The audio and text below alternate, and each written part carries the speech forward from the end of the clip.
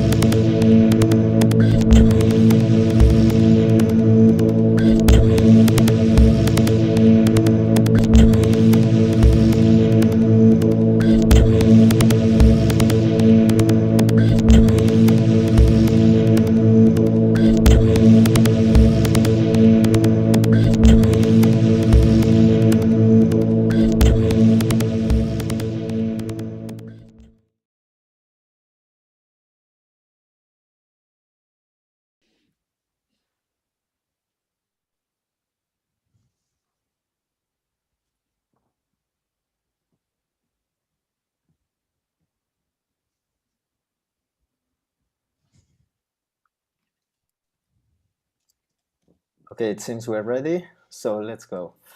Welcome everyone to this Q&A organized by IKLECTIK in London as a closing act for a 3-day workshop that's been imparted by Xambó, one of our guests in this panel. And IKLECTIK has also organized the 2 performances you have just witnessed.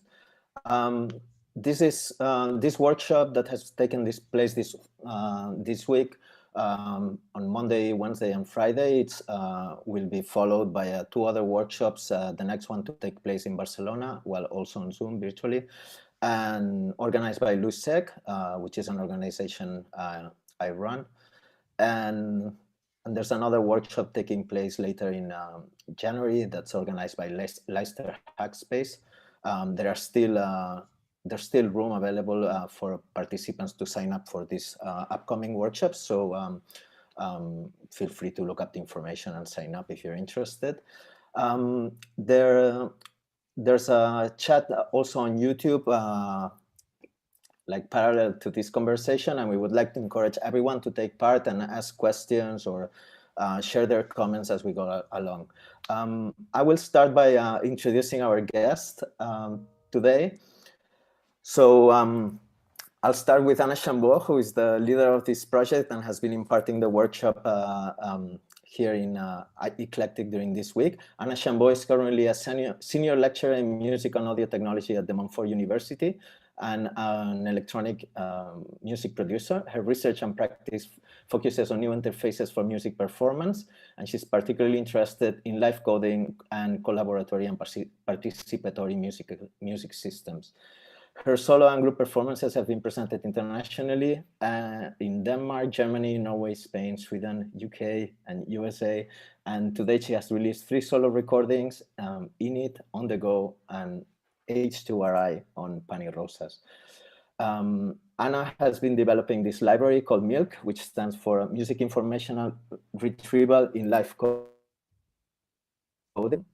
And well, we'll learn more about this later. Our other guest is Gerard Roma. He's a musician and music technologist from Barcelona. He graduated first in philosophy, only to later study sound and music computing at Pompeu Fabra University. He performs and releases electronic music under different monikers. His music often involves the use of sound databases, process field recordings, and general audio mangling, either via live coding or visual exploration. He has also presented work internationally, and he's now currently a developer at the University of Huddersfield, where he's a core developer in the Flucoma project, which is a set of tools, cross-platform tools that provide functionality for working with large collections of sounds. Our third guest, Ivan Paz, he comes from Mexico City. He studied physics and mathematics. He's a founding member of the Semimutica Seminar for Researching Computing, Music, and Mathematics. He's also he used to be and is an active member of the live coding scene in Mexico City. He's also one of the founding members of Top Lab Barcelona. He has published his album Visions of Space on the Berlin label Bohemian Drips. His research involves the use of symbolic artificial intelligence systems for the study of musical features and generative systems.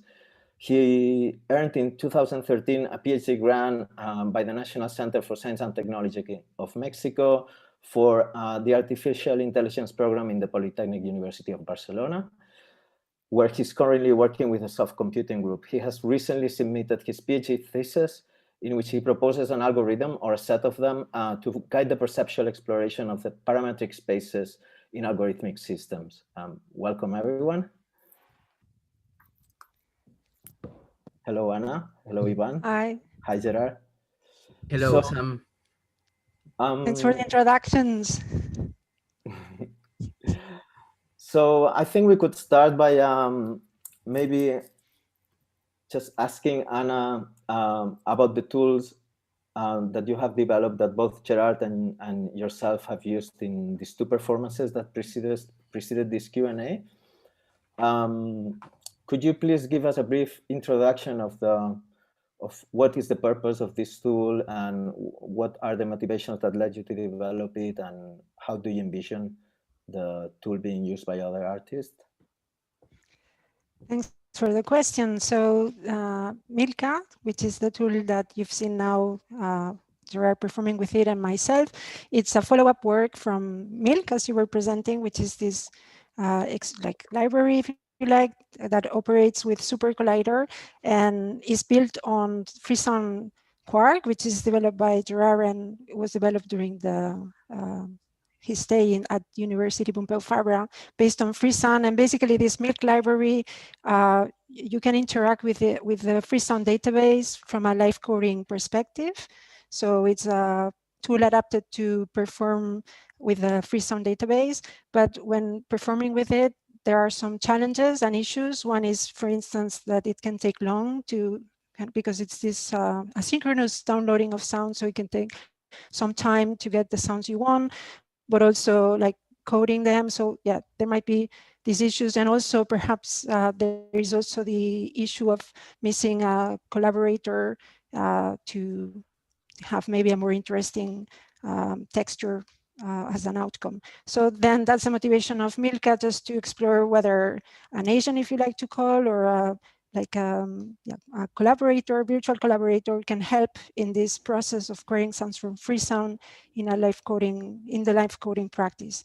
And yeah, what you've seen here, so there is this part of training a model that suggests similar sounds from Freesound that are more likely that you will like, instead of just getting the first similar sound, which is already a query existing in Freesound. You can get similar sounds, but then similarities, a tricky characteristic. So this tool for now helps to trigger similar sounds that speak more to you.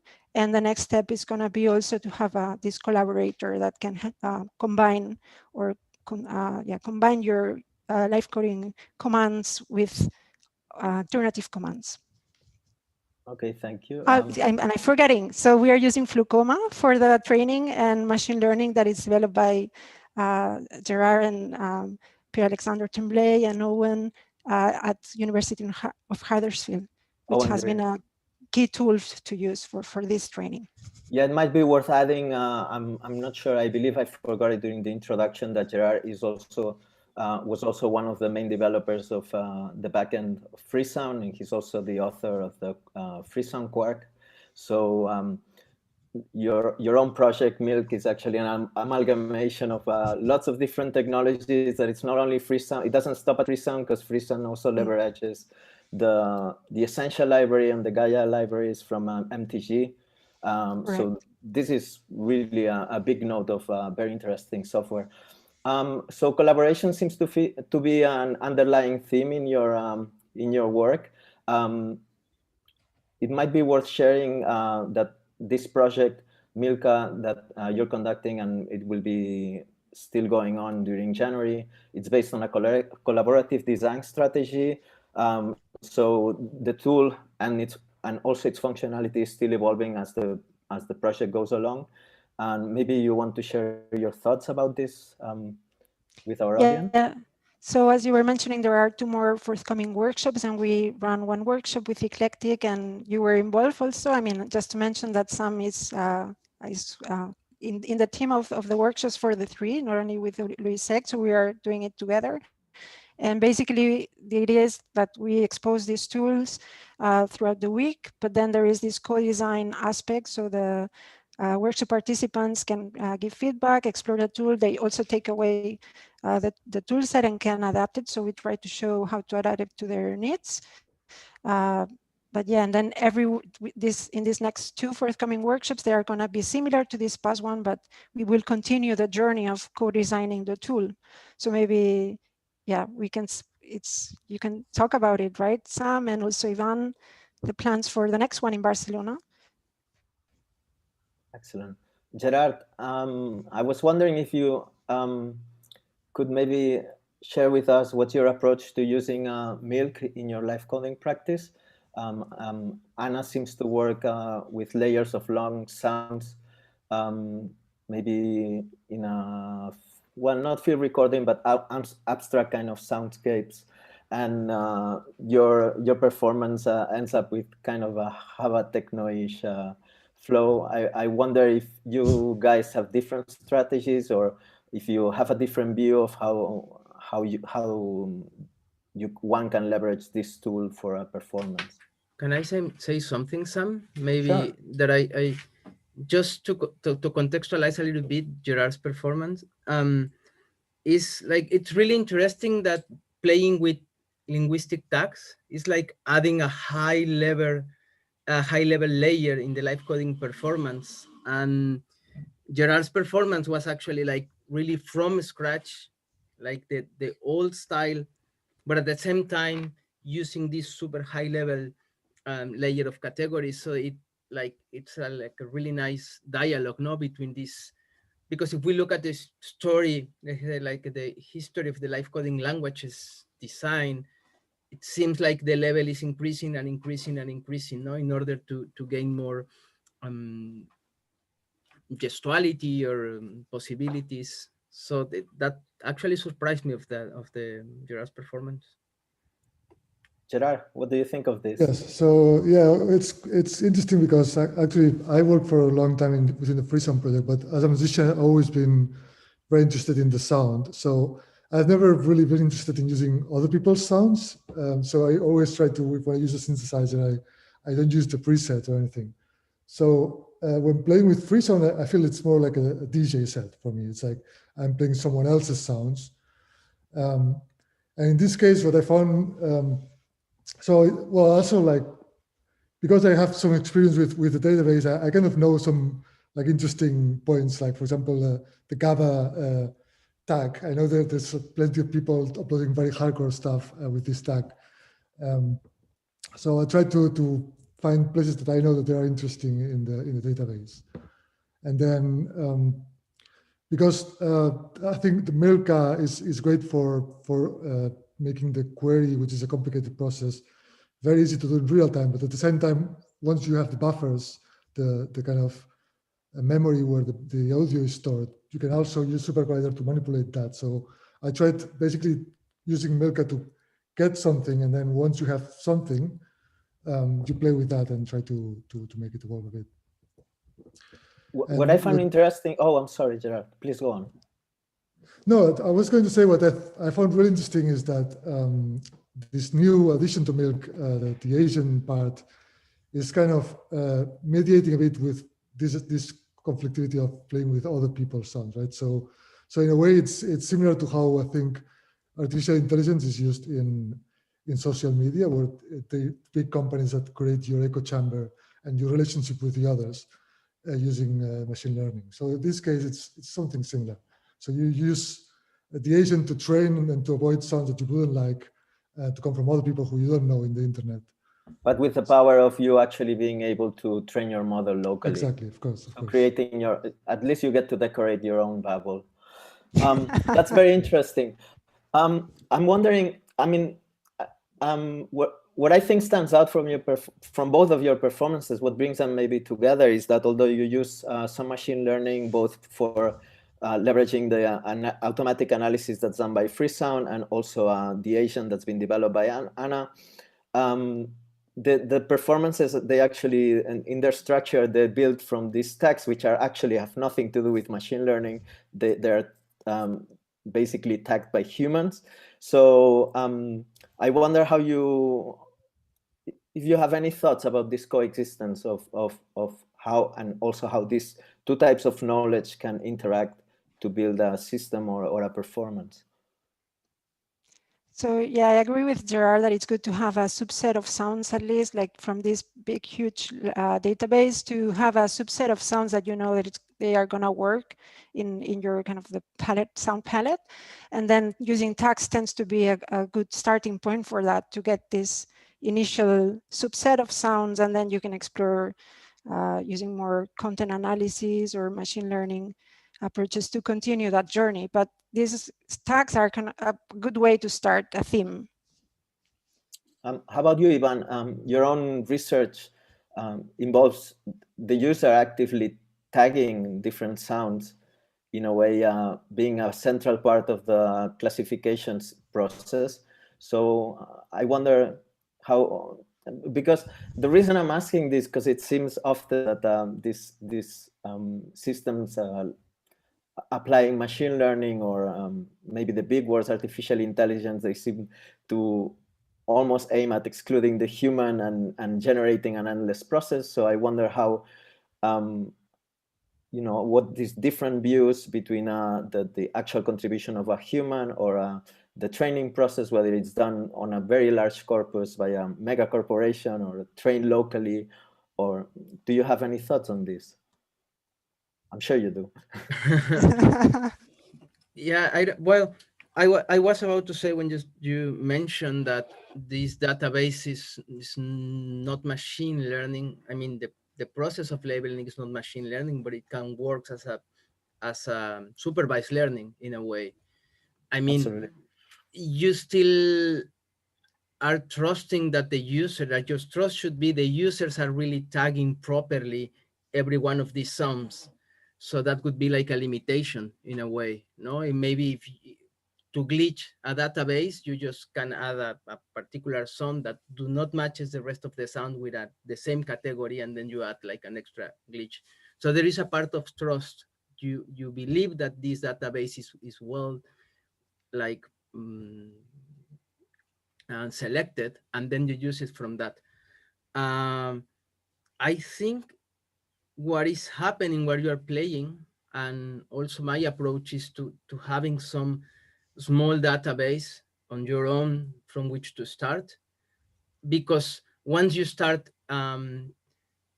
taking the risk of using a linguistic label, and you don't know how the sound you are going to get is, if it's going to be close or far. Or for example, in my approach that I'm doing, I'm taking particular cases, and from that point I'm performing induction. So I'm trying to infer new possibilities similar from my original data set, but still you are taking a risk. But that risk also adds variability to the performance. If not, you will end with your original data set that you already selected. So I think is this, again, this trade-off, like novelty versus repetition, or novelty versus consistency.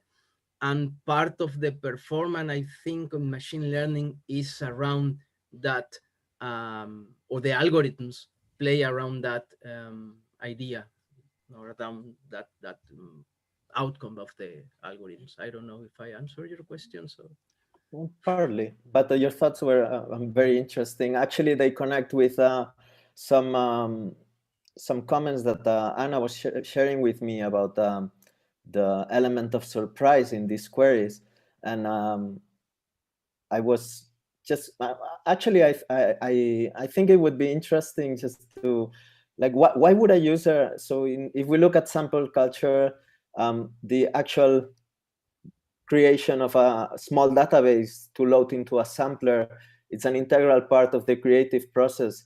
So maybe Anna or Gerard or Ivan, but particularly Anna, because I'm thinking of your tool right now. Why should a user? What's a good reason? What are the reasons for a user wanting to automate the search of for sounds to use? So the reason, well, so yeah, I guess we've talked a little bit informally on that. First of all, the decision of using crowdsourced sounds, you like it, you can like it or not, because it's already a design decision, and then you get all this, this surprise element or chance, which also includes surprise, but sometimes also can be the contrary, like against the will or the sounds you really like. So the reason why you might want to automate it, so first to query faster. You sometimes with live coding, it's 15 minutes, 20 minutes set.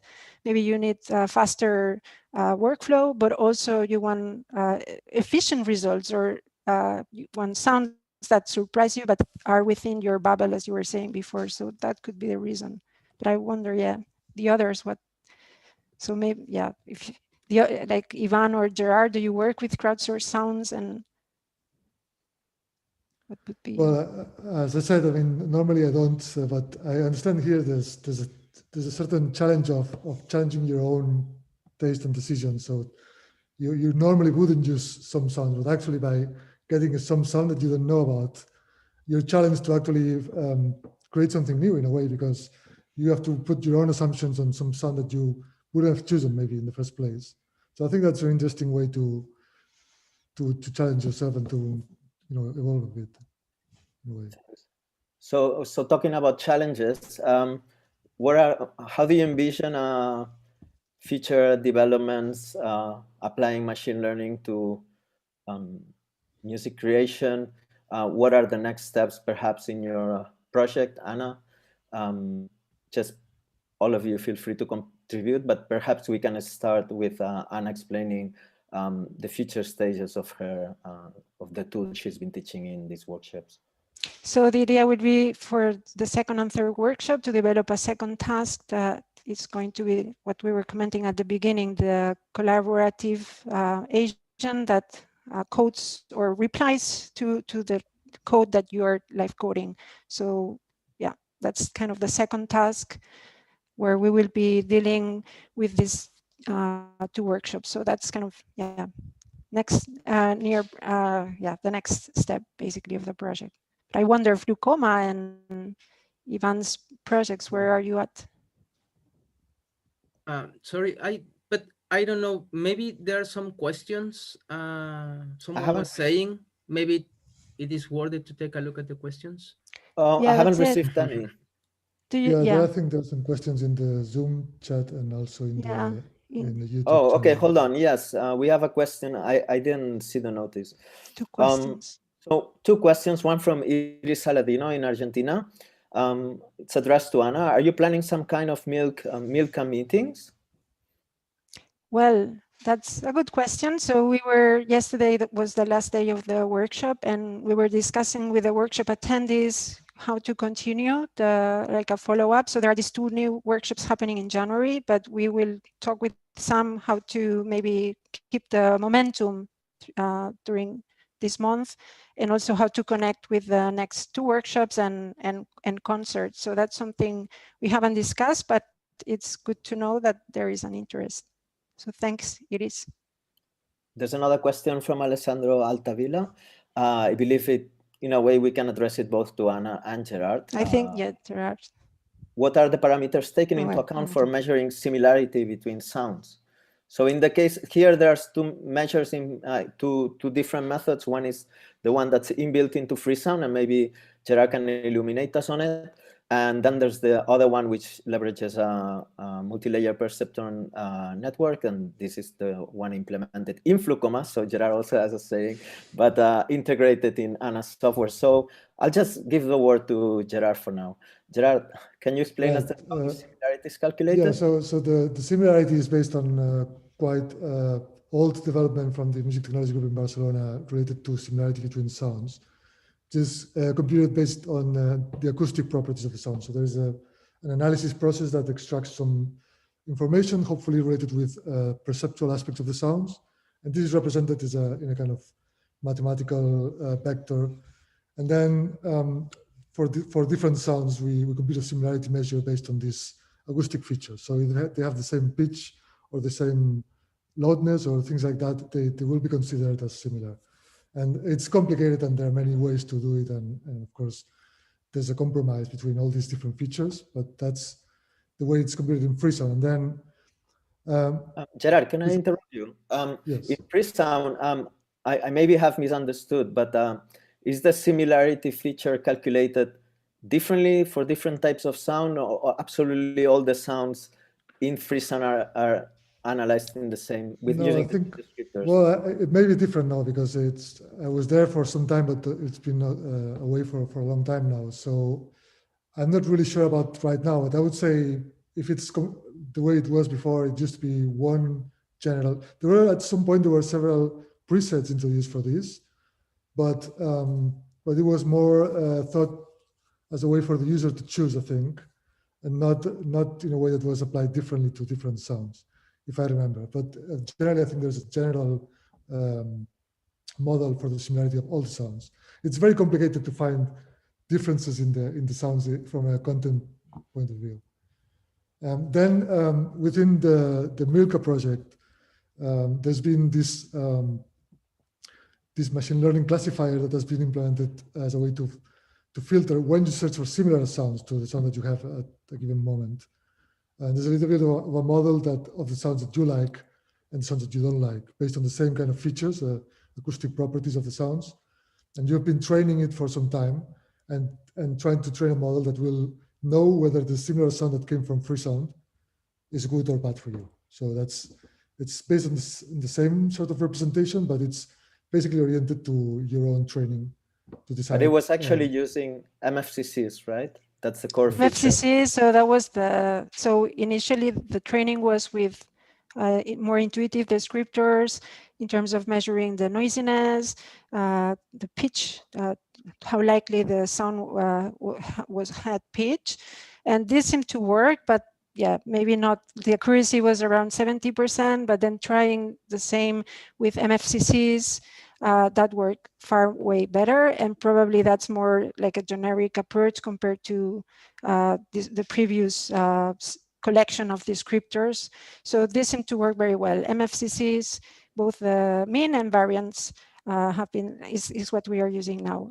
But maybe, yeah, this is using the Flucoma library and this classifier. So maybe Gerard, you can talk a little bit of how it works, the multi-layer perceptron classifier. Well, that would be a bit of a long story, but yeah. So there's an internal representation that gets updated. Usually the more information you give it, the more accurate it becomes. But it takes the same properties, and you can imagine it builds like two models, one of the sounds that you like and one of the sounds you don't like, and then when something comes, it will find which one is closest. So there's whether it's closer to one of the models or to the other model. It would be a very cartoon-like representation of that. But anyway. We have yet one more question from Roger Pibernat in Barcelona. Hi, Roger. Hope you're doing good. Is this analysis made offline or while live coding? Anna. Yeah, so we had this conversation just a few minutes, before starting live.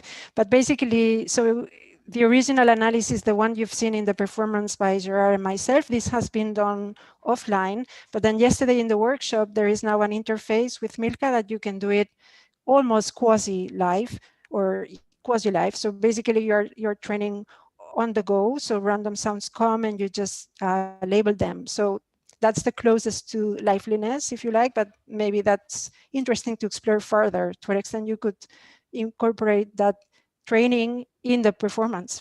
But yeah, that's quite close. Yeah, at the same time, I think we should say that the audio analysis that is all this is using is actually all made in the free sound database offline. But that's also quite interesting because then you get access to a database of several 100,000 sounds that are already analyzed. So you can play with all of this with this kind of machine learning tools in an interactive setting, maybe not strictly real time, but interactive. And you can also upload your own.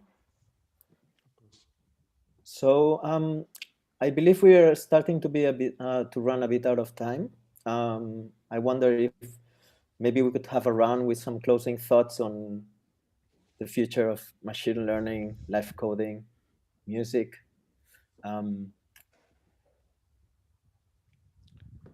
That's a really interesting topic, and I think quite like in the center of the like trying to integrate like machine learning into live coding. Of course, put us into the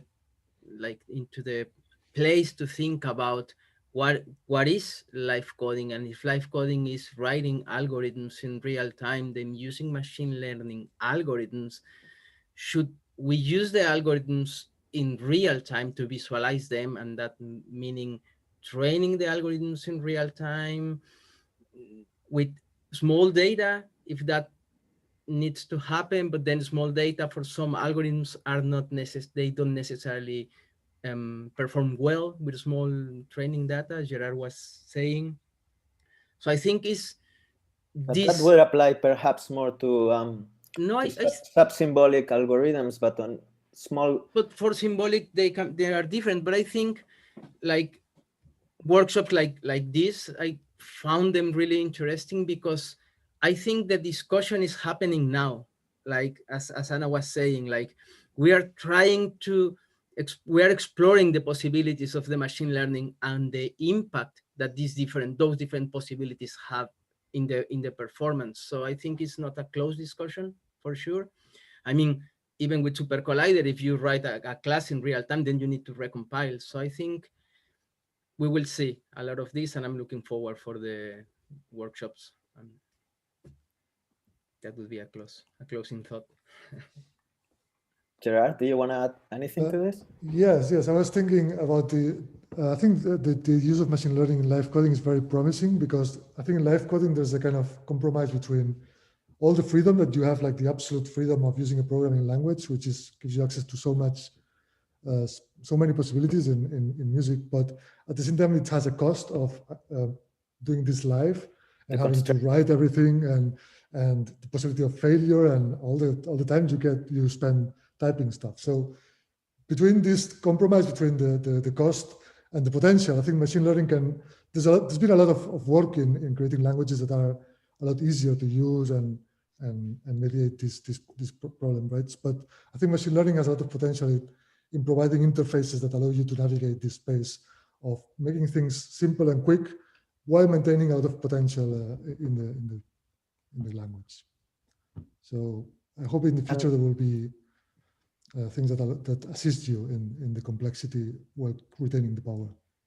And maybe as a closing question, I wonder what's your opinion on, so now we're living an explosion of deep learning methods and some symbolic artificial intelligence algorithms. The old tradition in a way has been somehow put aside, but it's quite ripe, the time's quite ripe to begin combining these methods. I wonder if you have any thoughts on how these two different traditions in machine learning can eventually collaborate to build even more robust or systems. Perhaps Ivan, you have some thoughts on this? Maybe, I don't know. I think it depends on the task. I mean, symbolic algorithms are really good for some particular task, like timbre recognition, for example. Trying to recognizing timbre with rule learning would be probably too much. We need to build extra layers. But there are probably some other possibilities for more symbolic algorithms, like Markov chains, for example, or rule learning decision trees that can handle a more like interpretable, I don't know how to say it, like more, there appear more interpretable and more intervenable. No, you can intervene more the algorithm during the performance. So I think they're going to combine. Also, now, what would be the advantages, in your opinion, of incorporating? I mean, your own research uses a symbolic approach, so I wonder, it might be interesting to share what can be the advantages, for example, of control of the actual training of the algorithm is much more feasible using a symbolic approach than maybe the training of the algorithm, and also like using the algorithm as a mirror. Like you can read the rules and then trying to understand yourself in a way, no? So the interpretability of the algorithms is really important in that sense, and offers a lot. But as I also was saying, like sometimes the accuracy, or there are particular tasks for which symbolic algorithms cannot compete with, or once we are using like other audio descriptors, for example, those descriptors are already like not that symbolic or less interpretable. So I think it's a trade-off, and it is a trade-off. I think both approaches, especially in live coding, they can like combine and help each other. I don't know. You seem to have a pretty good idea regardless. Gerard, do you have any wrapping thoughts for this conversation that you want to share with us? Me? Mm-hmm. Well, I think it could be interesting to actually segue into to actually the new things that are going to be introduced in Milka, so Anna can explain a bit. But I think it's precisely one possible way of combining this kind of deep learning, machine learning based on audio in this case, and code. So maybe Anna can summarize a bit the new things. Sure. So, but kind of thinking on what it would be nice to see, or I would like to see. So yeah, bringing more machine learning algorithms into this live coding scenario, which seems to be a challenge, and this combination of the two worlds. So say with this second task that we will be exploring in the forthcoming workshops, the plan there is to develop this collaborator who responds from your code. So that means you will need to analyze these lines of code and textually, but also considering the descriptors. So that's a hybrid approach, if you like, and this is kind of the next challenge. But yeah, back to your question, Sam, it looks like we are just at the beginning of exploring what is possible, and this challenge of bringing in real time processes that are tend to be offline and take some time. So how to bring that in a more human-like approach and faster and in live coding. So that seems to be a big challenge. Yes, it's definitely an unsolved problem. And well, before closing this this conversation, I would like to remind everyone, and particularly the people who have been following us during the last almost, well, more than half an hour, that there's still 2 remaining workshops, that the one from Barcelona we will start promoting from next week. There are still a lots of places available. I would encourage everyone to sign up, and participants, the ones that have already joined us during this week and the ones that are yet to come, please, I'm sure that Anna will be more than happy to receive your thoughts and suggestions on possible approaches or algorithms, or in which ways we could combine machine learning and live coding to develop more fluid tools for this practice. Unless any of you has something that you wish to add, I believe we've reached the end of our conversation due to having already exceeded the time available. Would you like to add any closing thoughts? I've already asked this 3 times. I think we're fine. Everything. Okay, so thanks very much to everyone at IKLECTIK, particularly Eduard. It's been a pleasure to take part in this project, and also special thanks to everyone who has been following us live. Have a nice day. Thank Bye, you, Sam. everyone. Thank you, Sam.